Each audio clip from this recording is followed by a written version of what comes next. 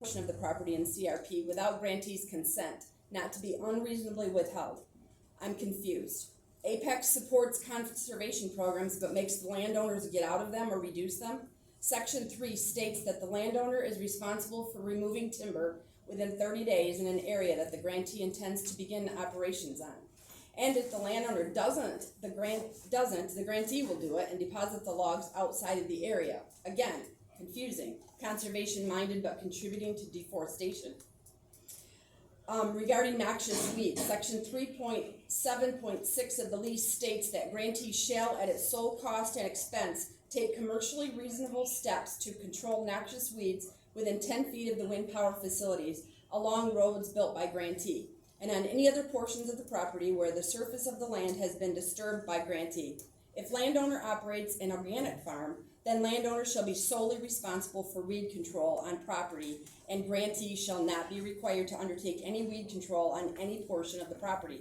Again, I'm confused. Apex will pay for chemicals to treat weeds near the turbines, but not organic ways to remove weeds. In the photo in the brochure, the livestock are clearly within 10 feet of the turbines, where the noxious weeds have been commercially chemically treated. Is that really safe for livestock to be grazing there? How do the Apex reps who call themselves the only environmentalists in the room accept these things? Apex's ads report that the sound pressure level generated by a wind turbine is 43 decibels. Apex claims that sound generated by a bird is 44 decibels, and a gently babbling brook or light rainfall generates 40 decibels. Time. Thank you. Anybody want to be next? Thank you. We all suspect that you spent quite a bit of time listening to what Apex wants. Sorry, Kay Scott, Sydney Township. I want to give you some voices. I've read this at the PC. I'm going to read it again. This is why I'm here meeting after meeting after meeting, and I believe I speak for most of the people, at least on this side of the room. This is why we're here. This goes all the way back to the very first Zoom meeting. We've been talking about this over and over. Health, safety, welfare. If I had a nickel for every time that phrase was spoken. Not going to give you specifics. We know what happens to victims when they speak out. Carrie, I can't stress enough how much your world will change. It should never be about what we as humans can tolerate before harm is done. It should be about preserving the peace our homes already provide. Shelley from Iowa. Have you ever experienced vertigo, nausea to the point of vomiting, excruciating ear pain and pressure, along with a constant headache and sleep deprivation? This is some of what I experienced living among industrial wind turbines. Don't tell me industrial wind turbines don't harm. How do I know it's the turbines? The symptoms cease when I leave for a period of time. It is devastating and debilitating. Working in the yard is near impossible. You are exhausted all the time. It is criminal to place these industrial wind turbines anywhere near humans. We are not sure if we can remain in our home of over 40 years. We are devastated. Tanya from Iowa. You don't and you won't understand it until you live it. The noise is beyond explanation. We truly thought we would be able to deal with it. We can't. It's a constant, horrific, unbearable noise. Where do you go at 9 or 10 o'clock at night, or 3 or 4 o'clock in the morning in your pajamas with your pets? It's completely unacceptable that we need to flee our home. Charlie from Missouri. My family and myself's lives have been completely devastated and turned upside down. They surround us. They keep us from sleeping at night and drive us crazy by day. They've ruined the equity in our farm that took us 15 hard years to create. They've ruined the marketability of our farm, not that we ever even considered selling or moving. Now we have no choice. We just bought a house in town and will be regrettably abandoning our precious home. People are abandoning homes because they can't sell them. That'll happen on lakes. Hell, New York. If we knew, this is all of you, if we knew what would happen, never would we have signed a contract that puts our neighbors and friends through this. Time.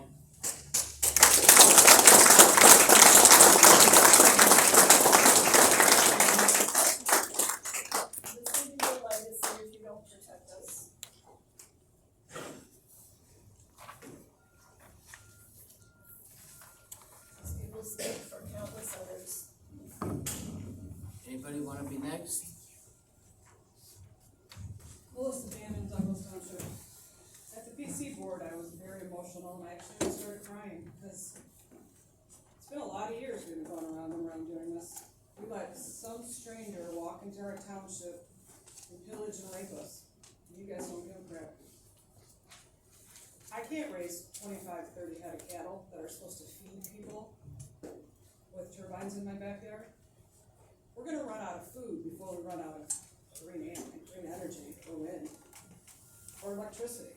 We have no need for electricity here, we have plenty, so we're just gonna make it for three big, huge, expensive corporations in the world that are just gonna pocket their pockets, and we're all gonna go around going, what the heck did we do to ourselves? I went to 3 local area barbecues, fish fries, whatever. Out of 50 people there, I couldn't find one that was for wind. And it was really quite bizarre, because I thought, God, if we just take it to vote, Apex will be going back with their tail between their legs. But why should it have to come to, we have to take it to a vote, or we have to get rid of board members, or we have to not talk to our family, or not talk to our neighbors, or be threatened that we have a junk vehicle in the back? Even Sackett's got notices. Just because Sackett's don't use every equipment they have? And who walked onto Sackett's property to look? How dare, when we say we do not want turbines, somebody goes and trespasses on our property anyway? That's below the belt. So it's bad enough we have Apex, now we have each other against each other, and it's gotta stop. I health-wise can't live amongst turbines. I live downstate, I can go back downstate if I have to, it's ugly down there. I moved up here for peace and quiet, good friends, good commodities, good neighbors, and why are we letting one company come in here? And if they can't get it, another company will come in. But we need to say no. We need to say we're more important. Our land is important. Our township and our county are important. And most of all, our friends and family are important. And you guys are just forgetting what this concept is. If you look at the bylaws, a great, wonderful county and community to be agricultural and grow in. Where's that? Where's that? I don't see that. I see board up there, and I see PC board. Thank you, Becky, for finally putting something on the books to get rid of 2017, which we actually got raped by you guys, not Apex. So it's just to the point where something has to change because it's gone on long enough. And Laura, the end of your letter that you wrote, we never insult you like that. We never once make paragraphs directly to your blue group. We are kind and we are generous. So I'm done with it. Quit insulting us. You want to live in your little la-la land, go for it.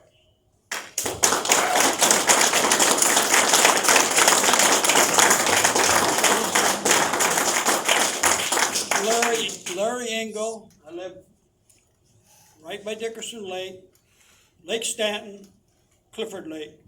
I own the property south that you all go by. It's been into agriculture over 100 years. To the board. Oh, you don't want to hear what I say? We can hear it. Good, I'm glad you can hear me. They make us. I own the property south of Clifford Lake. I own the property south of Dickerson Lake. It's all been in agriculture over 100 years. I didn't own it that long, of course, but since I've purchased it, I intend to keep it in agriculture. What happens if I want to sell it? I'm one of these greedy farmers. I could sell it to a number of people that live along these lakes that want to buy just a little piece. And it will be all the garages, homes, and especially along Clifford Lake. If it gets into housing and development, it will just mean a tremendous amount of people that will be using that Clifford Lake access, or on Dickerson Lake, be the same way. They'll be using the Dickerson Lake access. And I have vertigo. I've had it for years. Never been around a turbine or a windmill. To me, vertigo is my problem. It's a personal problem that each one with vertigo has to notice. I can get down under that table and look up and vomit. The windmill didn't cause, the turbine didn't cause it. It's a family problem, it's genetic. And I think with most people that have that, it's genetic, it's not caused by a turbine. Thank you, Larry. Anybody wanna be next? You got one back there. Many of us have medical conditions. We don't like to publicly come out with them. I wouldn't want to. I don't want people being pity towards me. Larry, you're right, vertigo could be an inherited thing. Christy? But it's what triggers it. Seizure problems, strobe lights, triggers a seizure. It's not the fact that you have something, it's what environmentally affects what you have. I have an autistic son. There is no way he can live near a turbine, none. And there are a lot of kids out there, I think 1 in every 80 now, children are diagnosed with autism. Give these kids a break, give people with vertigo a break, heart conditions, anything. These turbines will trigger an underlying medical condition that, yes, it could be treatable, but it's the trigger that counts. That's all I'm asking. Look out for the health, the safety, and the welfare of the people you serve.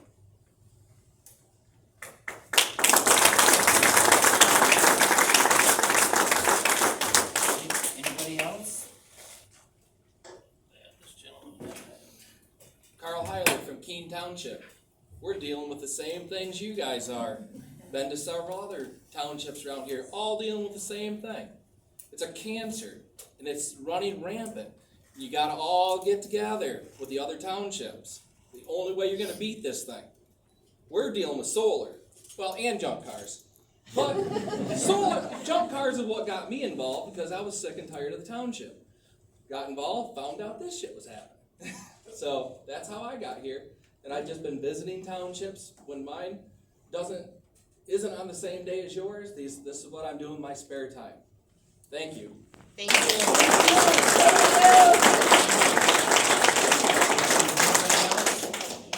Cindy?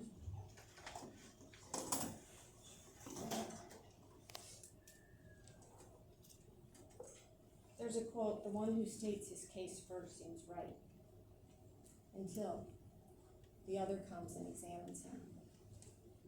I was guilty of accepting that because we had wind turbine companies and we had people from other counties come and state their case first. Well, when they did state it out loud to the PC board. Before that, they were stating it privately. The good person out of his good treasure brings forth good, and the evil person out of his evil treasure brings forth evil. I don't think anyone would deny that what this community is going through, even if you don't look at the topic of wind, that it is not good. It is not good. Greed and covetousness plus the fruits of science and technology can result in genocides, habitat destruction, air not fit to breathe, polluted rivers and lakes, extinction of God's creatures. There's a lot of development land. There's a limit of undeveloped land. Technology should be improving what is already developed. Have you accepted being told what to think? Or have you spent time knowing how to think? I will go back, Terry, to a year ago, a little over a year, sitting in your truck out here when you handed me a book and said, Cindy, I don't do research like you do. Will you research this for me? I figured at that point you trusted me. Amy, we stood at the orchard and talked together. I figured at that point you trusted me. Rhonda, we've talked when this all got started about looking at the research.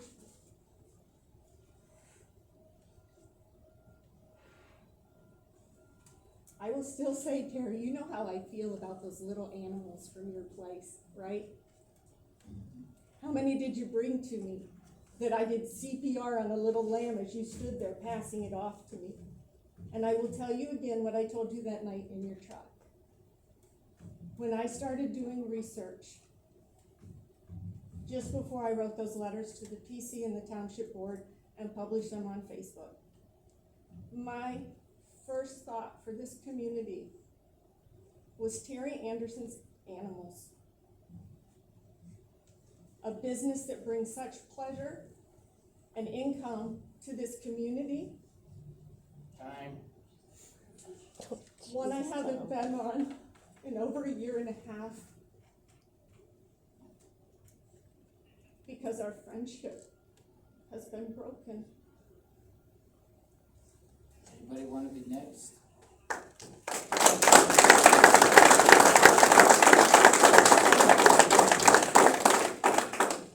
Nobody wants to be next, we're looking for a motion to adjourn. So moved.